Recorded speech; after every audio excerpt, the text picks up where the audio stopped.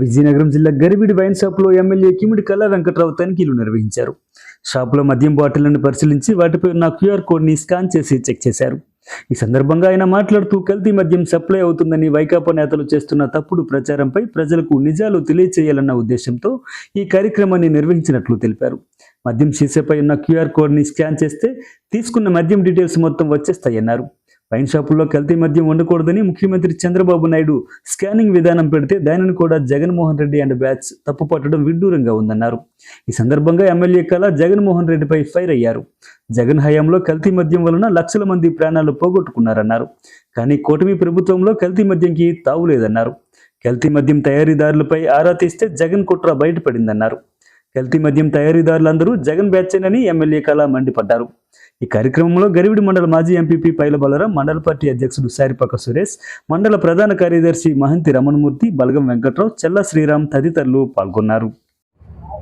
ఆరోగ్యాన్ని పాడు చేసినటువంటి పార్టీ నాయకుడు జగన్మోహన్ రెడ్డి అని చెప్పి మరి ఇంతకుముందు మనం చూసాం. కేజీహెచ్లో కూడా ఒక స్పెషల్ వార్డు ఓపెన్ చేశారు. ఆయన సారా అమ్మేటప్పుడు పిచ్చోళ్ళు అయిపోయారు. కొందరు కిడ్నీలు, చెస్ట్ పోయింది, ఇంకా కొంతమందికి లివర్ పోయింది.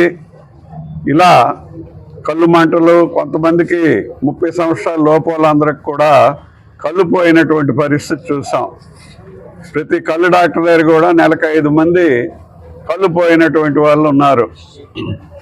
మరి అలాంటి సారా నమ్మి ఆంధ్రప్రదేశ్లో ఉండేటటువంటి ప్రజానీకానికి ప్రజలందరూ ఆరోగ్యంతో ఉండాలి, బాగుండాలి అని చెప్పి మనం ఎన్టీఆర్ ఆరోగ్యశ్రీ, అదేవిధంగా పిహెచ్సిలు, అదేవిధంగా టీచింగ్ హాస్పిటల్స్, వీటన్నిటికి కూడా డబ్బు ఇచ్చి ఆరోగ్యం బాగు చేస్తే వాళ్ళ దగ్గర డబ్బు తీసుకొని దొంగసారా అమ్మి పనికిమాలిన బ్రాండ్లు పెట్టి బూమ్ పెట్టి ఏదో 8 PM పెట్టి వీటన్నిటిని కూడా చెత్త సారా నమ్మి ప్రజల తాలూకా ప్రాణాలను కూడా బలికొన్నటువంటి వ్యక్తి ఇంకా రోడ్ల మీదకి వచ్చి మాట్లాడుతున్నాడు అని అంటే ప్రజాస్వామ్యంలో, కాబట్టి ఆయన్ని రోడ్డు మీదకి రాణిస్తున్నారు.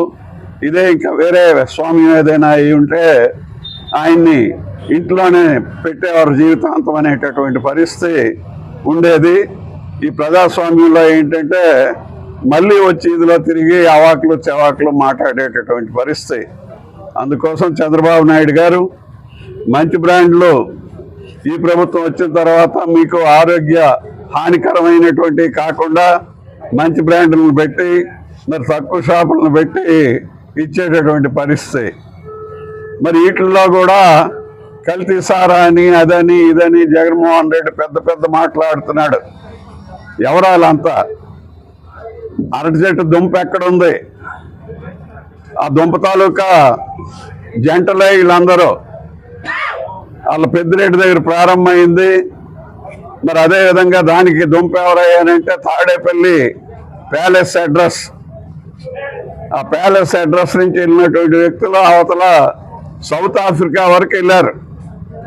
సౌత్ ఆఫ్రికాలో ఉండేటటువంటి వాళ్ళు ఈ గవర్నమెంట్ వచ్చిన తర్వాత మానేస్తే వాళ్ళని కృష్ణా జిల్లాలో ఉండేటటువంటి ఒక ఎక్స్-ఎమ్మెల్యే, ఎక్స్-మినిస్టరు వాళ్ళని తీసుకొచ్చి మళ్ళీ భ్రష్టు పట్టించాలా. సినిమాలో మనం చూస్తాం, దొంగోడని పరిగెడుతుంటారు. దొంగతనం చేస్తాడు, జనం కూడేసరికి దొంగోడు కింద నుంచి వెళ్ళిపోతాడు, ఆడిని చూపించేస్తాడు. అలాగా వీళ్ళు దొంగ మద్యాన్ని తయారు చేసినటువంటి వాళ్ళ ఎక్స్-మినిస్టర్ అంత గ్యాంగు, దీని అంతటికీ మళ్ళీ తాడేపల్లి ప్యాలెస్లోనే ఈ గ్యాంగ్ అంతా కూర్చొని ఇప్పుడు ఉండేటటువంటి ప్రభుత్వానికి నష్టపరచాలనేటటువంటి ఉద్దేశంతో మళ్ళీ ఈ కల్తీ మద్యాన్ని తయారు చేసి బయటకు వచ్చినటువంటి వ్యక్తులు అన్నీ బయటకు వచ్చాయి. ఇందులో ఎవరున్నా, ఎంత పెద్దవాళ్ళున్నా ఉక్కుపాదంతో అణిచేస్తామని చెప్పి చంద్రబాబు నాయుడు గారు చెప్పడం జరిగింది. మరి వీళ్ళ మీద కఠినమైనటువంటి చర్యలు ఉంటాయనేటటువంటిది కూడా చెప్పడం జరిగింది. అందుకోసం మద్యం ఎక్కడా కల్తీ జరగడానికి వీలు లేదు.